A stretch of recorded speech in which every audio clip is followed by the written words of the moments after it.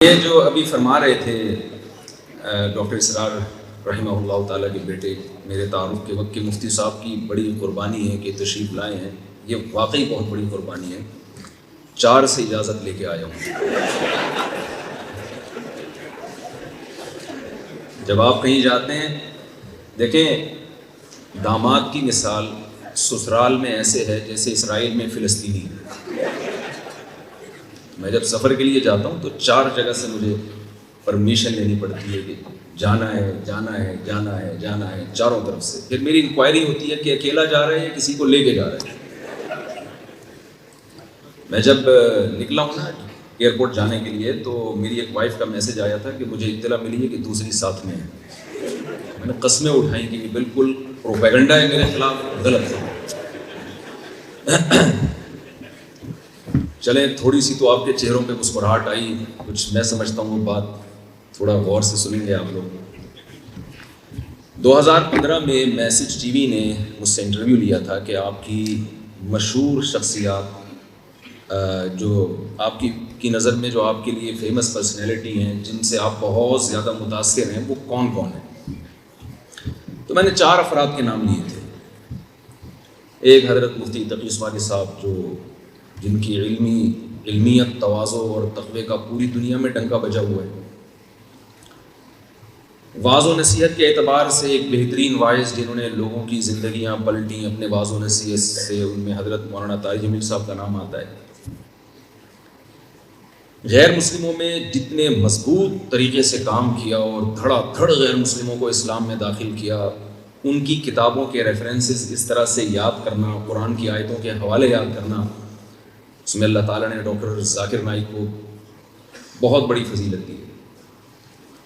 تو چوتھی شخصیت قرآن کے حوالے سے، قرآن سے لوگوں کو آگاہ کرنا، قرآن کے وہ مضامین جن پہ بات چیت ہم نے چھوڑ دی تھی. ہمارے ہاں تو ہر شخص قرآن سے اپنے مطلب کی چیز نکال رہا ہوتا ہے.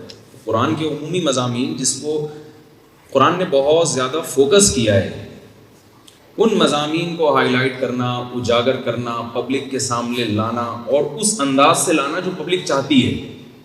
اس میں میرا خیال ہے، یہ میری ایک اجتہادی رائے ہے، کوئی اختلاف کر سکتا ہے اس سے، میرا خیال ہے کہ اللہ نے اس میں ڈاکٹر اسرار رحمہ اللہ تعالیٰ کا کوئی ثانی بر صغیر میں پیدا نہیں کیا. میں بھی پہلے بدگمانیوں کا شکار تھا، تنظیم اسلامی سے متعلق، انجمن خدام القرآن سے متعلق، کیونکہ ظاہر ہے جب آپ ملتے نہیں ہیں، گیدرنگ نہیں ہوتی، تو بدگمانیاں بہت پھیلائی جاتی ہیں. میرا بھی یہی خیال تھا جو مفتی حسین خلیل خیل صاحب جو جامعۃ الرشید کے، اچھا یہ جو میں یہاں پر آیا ہوں یا مفتی حسین خلیل خیل صاحب آئے ہیں، تو آپ یہ نہ سمجھیں یہ 2 شخصیتیں ہیں، یہ جامعۃ الرشید ہے، پورا ادارہ ہے جو اس کانفرنس میں شرکت کے لیے آیا ہے. تو مفتی حسین خلیل خیل صاحب نے جیسے بتایا کہ ہمارے جو دینی مدارس ہیں نا، میں یہ بات اس لیے کروں گا کہ مجھے دینی مدرسوں میں بھی بہت زیادہ سنا جاتا ہے، انہی کا آدمی ہوں میں، مدرسے سے فارغ مولوی ہوں، تو جتنی گالیاں لوگ مولویوں کو دیتے ہیں وہ سب ہم پہ ہی پڑ رہی ہوتی ہیں. مولوی ایسے، مولوی ایسے، مولوی ایسے، مولوی ایسے. تو میں لوگوں سے کہہ رہا ہوں مجھے کہہ رہی ہے ایسے. تو چونکہ ہمیں مولوی سنتے ہیں، بہت سے حضرات ہمارے دینی مدارس کے جو طلبہ ہیں، وہی میرے بھی مخاطب ہیں، وہ بدگمان ہیں. اصل میں ہوتا ہی ہے کہ جب بھی کوئی نیا اسکالر آتا ہے نا جو ایک یونیک اسٹائل سے کام کرتا ہے، تو اکثر یہ دیکھا گیا ہے کہ وہ دین کی بنیادیں کھوکھلا کرنا شروع کر دیتے ہیں، لبرلزم کی طرف سوسائٹی کو لے جاتے ہیں، اباحت پسندی کا شکار ہو جاتے ہیں. پردے کے مسائل میں، داڑھی کے مسائل میں اور سود کے مسائل میں، بجائے اس کے کہ آپ سود کے خلاف کام کریں، آپ نے سودی کو حلال کر دیا. آپ دیکھ لیں ایسے اسکالرز آپ کو مل جائیں گے جن کے یہاں سود، وہ جی ونس اپون اے ٹائم سود حرام تھا، وہ والا سود نہیں ہے، وہ پرانا والا سود نہیں اب رہا. ڈاکٹر اسرار رحمہ اللہ تعالیٰ کے بارے میں ہمارے پاس دینی طبقہ یہ بدگمان ہے کہ وہ بھی کوئی اباحت پسندی کی طرف تھے یا کوئی لبرل یا ماڈرن اسلام لانا چاہتے تھے. تو میں پوری ذمہ داری کے ساتھ اپنے طلبہ سے یہ بات کہنا چاہتا ہوں کہ ایسا بالکل بھی نہیں.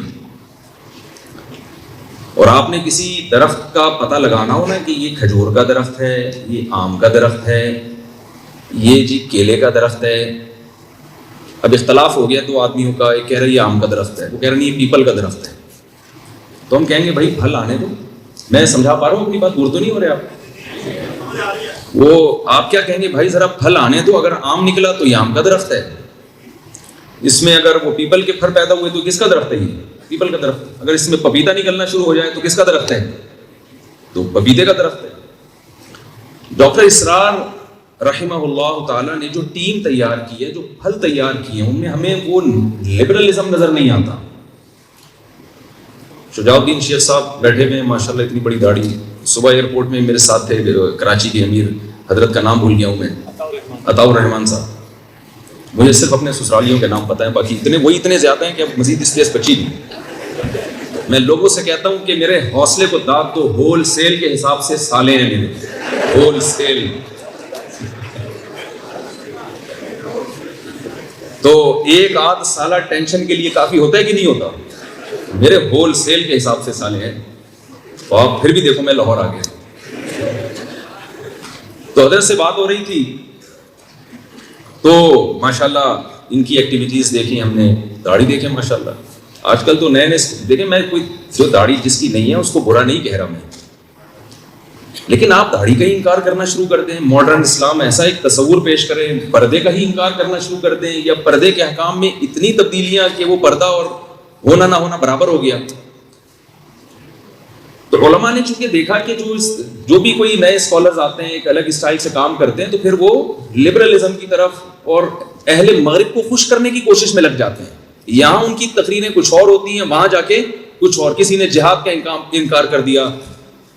ڈاکٹر اسرار احمد رحمہ اللہ تعالی، ان کا پھل جب آپ دیکھیں گے، جو افراد تیار کیے ہیں تنظیم اسلامی نے یا انجمن خدام الاسلام نے، خواتین میں جس طرح سے پردے، ماشاءاللہ بہترین ماحول نظر آیا. تو یہ میرا میسج ہے دینی مدارس کے طلبہ کے لیے. ہمارے طلبہ کو یہ بھی اشکال ہوتا ہے کہ شاید کوئی نیا فقہی مذہب نکال رہے ہیں، کوئی 5واں یا 6واں. کیونکہ یہ بھی ایک نئے نئے جو اسکالرز آتے ہیں نا، لیبل یہ لگاتے ہیں کہ ہم فرقہ واریت کو ختم کر رہے ہیں، لیکن در حقیقت وہ ایک نیا فرقہ پیدا کر رہے ہوتے ہیں. یہ ایک بڑا مسئلہ ہے کہ جب بھی کوئی نیا آ رہا ہے نا، کوئی ایک نیا فرقہ ایجاد ہوا تھا 1980 میں نام نہیں لوں گا تاکہ ہمارا یہ ٹاپک، یہ جو ہماری مجلس ہے، یہ کسی کوئی اختلاف اور اس کی طرف نہ جائے. تو آئے اور کہنے لگے کہ یہ اتنے سارے فرقے بنے ہوئے ہیں، کیا دیوبندی، بریلوی، اہل حدیث، حنفی، شافعی، مالکی، سب ختم کرو یار، ایک آ جاؤ قرآن حدیث. ہم نے بٹھایا ان کو، چائے پلائی. تو ہم نے کہا یہ جو آپ نئی چیز مارکیٹ میں لائے ہو، تو اس کا نام کیا؟ انہوں نے نام بھی بتا دیا. میں نے کہا یہ تو 4 5 6 تو 7واں بھی ہو گیا، تو ختم تو نہیں ہوا نا. یہ کیا ہو گیا؟ یہ تو 7واں آپ نے پیدا کر لیا، اس سے ختم تھوڑی ہوگا. ختم اس طرح سے ہوگا جو یہ مجلس ہے، اس میں ہر مکتبہ فکر کے لوگ ہیں، اور اسلام کی بنیاد پہ سب کیا ہو جائیں؟ متفق ہو جائیں. اس طرح سے تو چیزیں ختم ہوں گی. میں دینی مدرسوں سے تعلق رکھتا ہوں، میں یہاں پر آیا ہوں، میں آپ کو پروموٹ کروں. میں نے شجاع الدین شیخ صاحب کا انٹرویو اپنے چینل سے صرف اس لیے نشر کیا تھا پوری ذمہ داری کے ساتھ، تاکہ نوجوان ان کے ہاتھ پہ بیعت ہوں. مجھے پتا تھا جو کام یہ کر رہے ہیں شاید اس اسٹائل میں میں نہیں کر سکتا وہ کام. اسی وجہ سے میں نے ان کا وہ دعوت نامہ اور ان کا بیعت نامہ وہ بھی شائع کیا. ہم ایک دوسرے کے معاون اور مددگار بنیں، نہ کہ ہم ایک دوسرے کی ٹانگیں کھینچنا شروع کر دیں. لیکن ہم اتنے براڈ مائنڈڈ بھی نہ ہو جائیں کہ سب کچھ ہی ہضم. کچھ اسلام کی کچھ بیسکس ہیں، ان پہ ہم نے کسی قیمت پہ کمپرومائز نہیں کرنا. وہ بیسکس کیا ہیں؟ میں اس کی ڈیٹیل میں جاؤں گا، بات لمبی ہو جائے گی. وہ بیسکس یہ ہیں کہ جب ہم کسی غیر مسلم کو مسلمان کرتے ہیں تو کون سے عقائد اس کی زبان سے کہلواتے ہیں؟ اس میں کیا وحدت الوجود آتا ہے؟ بھائی ایک ہندو آیا کسی مولوی صاحب کے ہاتھ میں مسلمان ہونے کے لیے، میرے پاس آیا فرض کریں، میں اس سے کیا کہلواؤں گا؟ بھائی سب سے پہلے میں کہلواؤں گا، کہو بھائی میں گواہی دیتا ہوں اللہ کے سوا کوئی عبادت کے لائق نہیں ہے. میں گواہی دیتا ہوں محمد صلی اللہ علیہ وسلم اللہ کے بندے اور رسول ہیں، اور جو ضرورات دین ہیں، جنت، جہنم، فرشتے، جنات، ختم نبوت، تقدیر کا عقیدہ، یہ چند باتیں جب ہم اس کی زبان سے اگلوا لیتے ہیں تو ہم یہ سمجھتے ہیں کہ یہ اسلام میں داخل، کمپلیٹ کر لیں سینٹنس آپ، ہو چکا ہے. تو اتنی چیزوں سے ہم کیوں اسلام میں داخل نہیں ہو رہے؟ ہمیں اس سے آگے جانے کی کیا ضرورت ہے؟ نہیں ہے میرا خیال بس. تو ہمارے لیے بھی اتنا کافی ہے نا. جو غیر مسلم دوسری انتہا پہ تھا اس کو اس طرف لانے کے لیے تو چند عقیدے ہیں, اور جو اندر پہلے سے موجود ہے اس کو باقی رکھنے کے لیے اس پر اتنا برڈن ڈالا ہوا ہے کہ اس کو اس پر بھی ایمان لانا ہے, اس پر بھی ایمان لانا ہے. ایک صاحب مجھے کہہ رہے ہیں کہ پنجاب میں نا حیات النبی ممات النبی کے بڑے پھڈے چلتے ہیں. ایک صاحب مجھ سے الجھ پڑے بہت زیادہ. میں نے کہا بھائی مجھے اس بحث میں نہ الجھاؤ یار, ہم سیدھے سیدھے ابھی شادیوں وادیوں کے کام باتیں کر رہے ہیں, لوگوں کو اس پہ لا رہے ہیں زنا سے. تو کیا حیات النبی ممات النبی میں الجھا دیا تم نے مجھے؟ کہہ رہے یہ بہت ضروری عقیدہ ہے, قبر میں اس کے بارے میں سوال ہوگا. میں نے کہا مجھے بتاؤ تمہاری بیوی کو کیا ہے پتہ ہے حیات النبی اور ممات النبی کا؟ کہہ رہے وہ بیچاری کو کیا پتا. تو میں نے کہا وہ مسلمان ہے یا نہیں ہے؟ ہاں ہے, تبھی تو میرا نکاح باقی ہے. تو میں نے کہا مجھے بھی نہیں پتا, مجھے بھی مسلمان سمجھ لو, مجھے بھی نہیں پتا. کچھ پھڈے جو ہے نا وہ مذہبی اسکالرس کے لیے رکھیں لڑنے کے لیے, ان کو لڑنے دیں, آپ نہ لڑیں. قبر میں مردے سنتے ہیں نہیں سنتے, بڑا پھڈا چلتا ہے. کل ایک صاحب آئے اور وہی بات کی کہ قبر میں مردے سنتے ہیں. میں نے کہا یار یہ مذہبی اسکالرز یا علماء کے لیے رکھو یہ مسئلہ. میں نے کہا اگر سنتے بھی ہیں تو آپ نے کیا رپورٹ پیش کرنی ہے ابا کی قبر پہ جا کے کہ یہ ہو رہا ہے یہ نہیں ہو رہا ہے؟ کیا کرنا ہے آپ نے سننے نہ سننے سے؟ بھائی اگر سنتے ہیں فرض کر لو تو کیا کرنا کیا ہے آپ نے؟ وہاں جا کے آپ رپورٹ پیش کریں گے ابا بہو یہ کر رہی ہے آپ کی, اور اماں نے دوسری شادی کر لی, مفتی صاحب کا بیان سن کے. اتنی اہم خبریں آپ ابا کو نہیں دیتے. کتنی اہم رپورٹ ہے نا, قیامت کے دن ابا پوچھیں گے ابے اتنے بڑے بڑے واقعات ہو گئے تو نے مجھے آگے بتایا نہیں. بھائی پریکٹیکل لائف میں اس کا کوئی تعلق نہیں ہے, بلکہ اگر مردے نے سن کے رپلائی کر دیا نا تو وہی ہوگا جو عبدالغفور کے ساتھ ہوا تھا. سنا دوں وہ چٹکلا تھوڑا سا. کراچی ایئرپورٹ پہ تھا تو وہاں آفیسر مجھ سے ملنے کے لیے آئے, جو سیکیورٹی کے سب سے بڑے آفیسر تھے نا.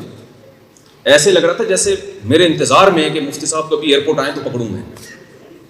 اور آئے اور مجھے کہا کہ بھائی فلائٹ کو لیٹ ہے, آپ بڑا پروٹوکول دیا. کہتے ہیں بھائی میں نے ایک لطیفہ سنا ہے مفتی صاحب, میری ڈپریشن اور میری اسٹریس دور ہو گئی, میرے لیے کڑک سی دودھ پتی منگوائی اور پھر وہ لطیفہ لگا دیا.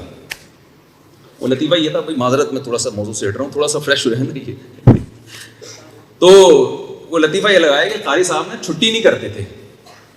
عبدالغفور نام تھا قاری صاحب کا. قبرستان سے جب گزرتے ان کا یہ عقیدہ تھا کہ مردے سنتے ہیں. تو بچے نے سوچا کہ سننے کا تو ہے, رپلائی کا ان کا عقیدہ نہیں ہے. اب ایسا کام کرو کہ ان کو یہ یقین آئے کہ سنتے بھی ہیں اور جواب بھی دیتے ہیں. تو قبرستان سے گزر رہے تھے اور کہا کہ السلام علیکم یا اہل القبور. بچہ قبر کے پیچھے چھپا ہوا, اس نے کہا وعلیکم السلام بھائی عبدالغفور. قاری صاحب بے ہوش ہو کے گر گئے. تو آپ نے اپنی صلاحیتوں کو ان کاموں میں لگانا ہے جو ہماری بیسکس ہیں, جو ہمارے بنیادی عقیدے ہیں. ان میں ہم اختلاف برداشت بولیے نہیں کریں. ایسا نہ ہو اتنے براڈ مائنڈڈ بن جائیں کہ جی آپ قادیانیوں کو بھی گلے لگا رہے ہیں, آپ اسلام کے بیسک عقائد پہ ہی کمپرومائز کر رہے ہیں. یہ نہیں ہوگا. لیکن وہ مخصوص ہیں, اتنا پیچیدہ نہیں بنایا اللہ نے اسلام کو. تو یہ جو کانفرنس ہے یہ بہت ہی خوش آئین ہے. بہت سارے مکاتب فکر کے لوگ ہیں یہاں پہ, دینی مدارس کے علماء بھی ہیں, ہر مسلک کے لوگ ہیں, اور یہ ظاہر کر رہے ہیں بھائی ہم قرآن کے نام پہ ہم سب کیا ہیں, ایک ہے. الحمد سے لے کے والناس تک قرآن ہی تو ہے جس میں اختلاف نہیں ہے, تو اسی پہ جمع ہو جاؤ. تو ڈاکٹر اسرار رحمہ اللہ تعالیٰ کو جو اللہ نے فضیلت دی چند چیزوں میں, جو قرآن کے دروس ان کے اتنے زیادہ مقبول ہوئے. نمبر 1, انہوں نے قرآن کی دعوت کو عام کرنے کے لیے اس دور میں جدید ترین ذرائع کا بھرپور استعمال کیا. اس سے ان کے مینٹل لیول کا پتہ چلتا ہے. بعض دفعہ محنت بہت ہوتی ہے, آؤٹ پٹ اس کا 0. اس میں ہمارے لیے یہ میسج ہے کہ ہم بھی قرآن کی دعوت کو عام کرنے کے لیے جدید ذرائع کا زیادہ نہیں بلکہ بھرپور استعمال کریں. بھائی محمد احمد صاحب جو مجھے ایئرپورٹ پہ لینے کے لیے گئے, میں نے ان سے کہا کہ آپ ڈاکٹر اسرار صاحب کے جو سوشل میڈیا پہ جو یوٹیوب کے چینل ہے یا فیس بک, اس پہ بہت زیادہ محنت کی ضرورت ہے. بہت سارے ایسے طریقے ہیں سبسکرائبر کو بڑھانے کے لیے, ویڈیو کو زیادہ سے زیادہ وائرل کرنے کے بہت سارے طریقے ہیں. شارٹ کلپ بنائیں, پوری ٹیم اس کے لیے ہونی چاہیے جس کا صبح شام کام ہی یہی ہو. آپ اس دور میں تبلیغ کے لیے اگر گدھے پہ بیٹھ کے جائیں اور دلیل یہ دیں کہ ہمارے نبی صلی اللہ علیہ وسلم اونٹ پہ یا گدھے یا گھوڑے پہ بیٹھ کے تبلیغ کے لیے تشریف لے گئے تھے, تو کیا یہ دلیل صحیح بنے گی؟ ظاہر ہے اس دور کا ایک جدید ذریعہ گھوڑا تھا, اونٹ تھا. آج کا جدید ذریعہ الیکٹرانک میڈیا ہے. آپ اپنی بات امریکہ پہنچانا چاہتے ہیں, آپ ایک کلپ بنا کے ڈال دیں, فوراً پہنچ جائے گی. اور آپ گدھے پہ بیٹھ کے جا رہے ہو, محنت بہت زیادہ ہوگی, آؤٹ پٹ اس کا زیرو ہوگا.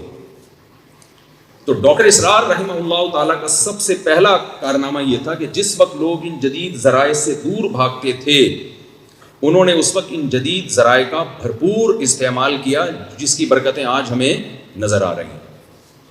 دوسرا کام انہوں نے بڑا خاندانی کیا. میرے یہ لفظ ہے تھوڑا خاندانی لفظ میں استعمال کرتا ہوں, یہ کیوں کرتا ہوں یہ پھر کبھی اکیلے میں ملیں گے تو بتاؤں گا انشاءاللہ. ساری باتیں تو اپنی بتائی جا سکتی ہیں, ٹاپک سے ہٹ جائیں گے ہم. مجھے ایک آدمی نے خاندانی کہہ کے ٹھیک ٹھاک پیسے مجھ سے کھا گیا تھا. کہتا تھا خاندانی ہوں, اس مجھ پہ اعتماد کرو, ہمیشہ پیسہ خاندانی آدمی کو دو. میں نے وہ بہت ہی کوئی خاندانی ہو گیا, دیا اور اس کے جو تھمبنیل پہ انگوٹھے رہ گئے میرے پاس, 2-3 سال تک میں نے وہ انگوٹھے سنبھال کے رکھے, پھر وہ حسرت کی وجہ سے وہ بھی توڑے. اس لیے کبھی بھی کوئی کہا کرے نا میں بہت خاندانی ہوں, پیسے دو, پیسے نہ دیا کریں کسی کو. دوسرا کام جو ان کا بڑا ہی زبردست تھا وہ کیا تھا, جو ایک تو ڈاکٹر تھے, انگلش بہت اچھی تھی. انہوں نے دیکھیں قرآن مجید میں اللہ تعالیٰ کے ارشاد ہے وما ارسلنا من رسول الا بلسان قومه ليبين لهم, ہم نے جس پیغمبر کو بھی بھیجا ان کی زبان دے کے بھیجا ہے.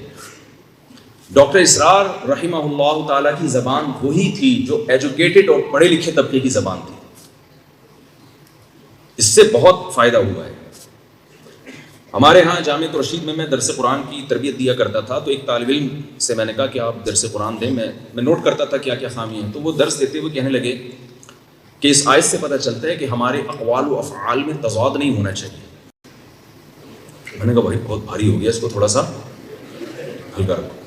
یعنی کیا کروں اس کو, میں اس کو کیسے, میں نے کہا یوں بول دو ہمارے کاموں میں ہماری باتوں میں ٹکراؤ نہیں ہونا چاہیے. اتنا گاڑا کرنے کی کیا ضرورت ہے اس کو بھائی. میں نے کہا قائد اعظم یہ فرما کے گئے تھے کام کام اور بس کام. اگر وہ مولوی ہوتے تو فرماتے افعال افعال اور بس افعال. پبلک کے سمجھ میں آتا, اب نہیں سمجھ میں آ رہا کیا فرما کے گئے ہیں, تو اس وقت تو بالکل ہی سمجھ میں نہیں آتا.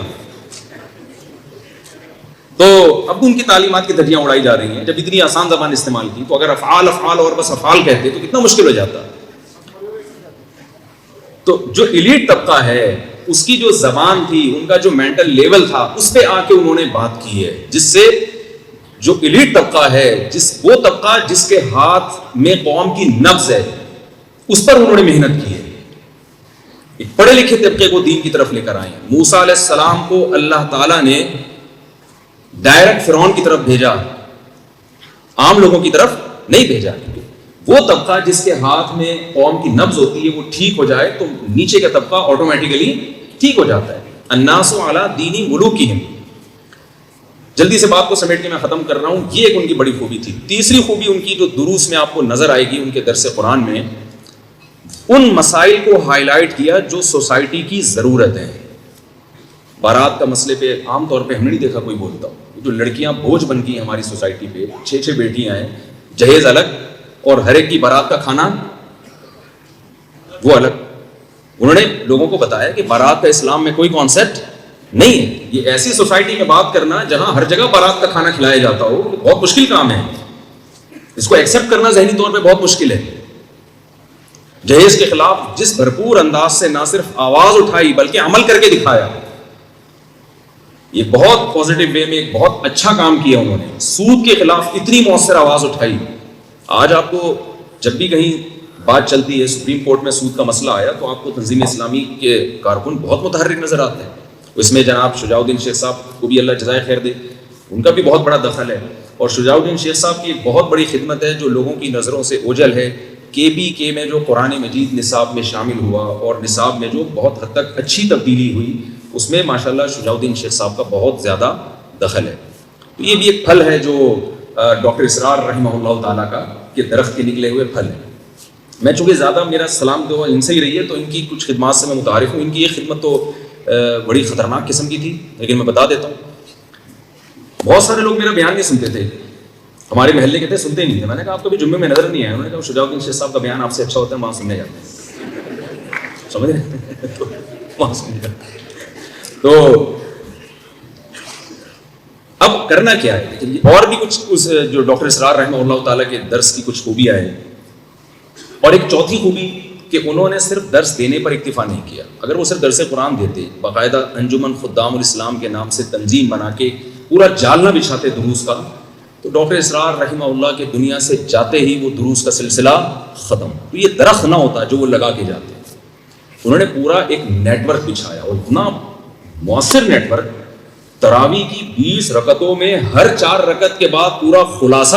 ہمارے یہاں تو تراویح کی 20 رکعتیں گزارنا لوگوں کے لیے مشکل ہوتا ہے. امام 4 رکعت کے بعد تھوڑا سانس لمبا لے لینا تو لوگوں کو ہوتا ہے پیچھے سے چلو بھائی شاباش کھڑے ہوں, گھڑی کو دیکھ رہے ہوتے ہیں کہ ہم نے بس نکلنا ہے. اتنے لوگوں کے رمضان میں مقابلے ہوتے ہیں, تمہارے یہاں تراویح کتنے بجے ختم ہوتی ہے؟ 9:30. ہمارے تو 9:25 پہ ہوتی ہے. یہ چلتا ہے کہ نہیں چلتا؟ ابے اس مسجد میں تو 9:15 پہ بھائی سب فارغ. یہ مقابلے ہوتے ہیں تراویح میں. 5-5 منٹ پہ لوگ خوش ہو رہے ہوتے ہیں کہ ہمارے یہاں 25 پہ ہو رہی ہے, 9:25 پہ ختم.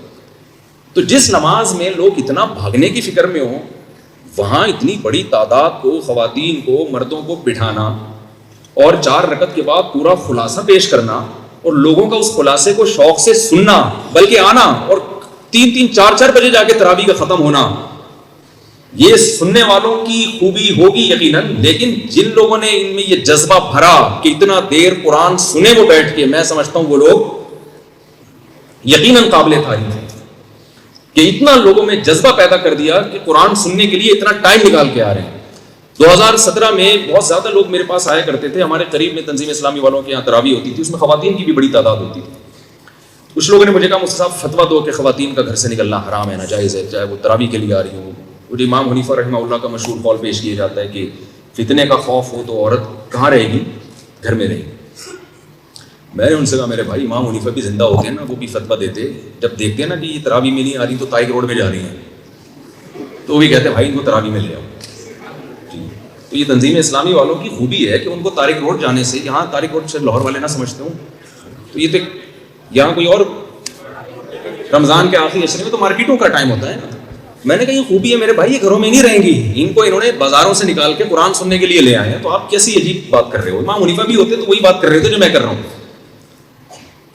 تو یہ چند خوبیاں ہیں. اور میں ایک آخری بات کر کے آپ سے بس اجازت چاہوں گا. دیکھیے جو دنیا سے جا چکے ہیں ہم ان کو یاد کر کے روتے ہیں, وہ ایسے تھے, وہ ویسے تھے, اللہ ان کے درجات بلند کرے. جو زندہ ہوتے ہیں ان کی قدر نہیں کرتے.